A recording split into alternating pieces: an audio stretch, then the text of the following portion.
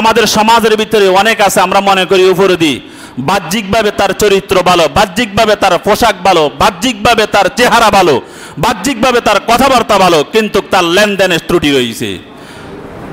হযরত ওমর ফারুক রাদিয়াল্লাহু তাআলা আনহুর সামনে এক ব্যক্তি সম্পর্কে বলতেছে, ওমর ফারুক রাদিয়াল্লাহু তাআলা বলতেছে ওই ব্যক্তি অনেক ভালো।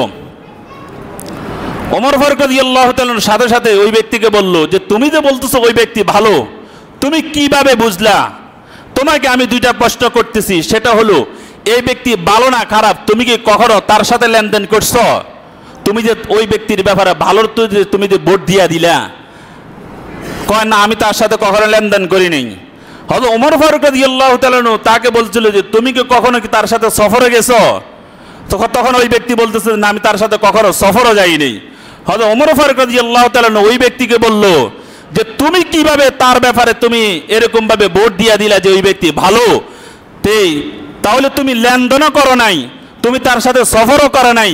কারণ মানুষের চরিত্র ফুটে ওঠে দুইটা জিনিসের মাধ্যমে, একটা হলো লেনদেন করলে বোঝা যাবে এই ব্যক্তির চরিত্র কেমন, আরেকটার মাধ্যমে হলো ওই ব্যক্তির যাতে যখন চলাফেরা করবে সফরে যাবে তাহলে তার চরিত্র কেমন সেটাই ফুটে উঠবে।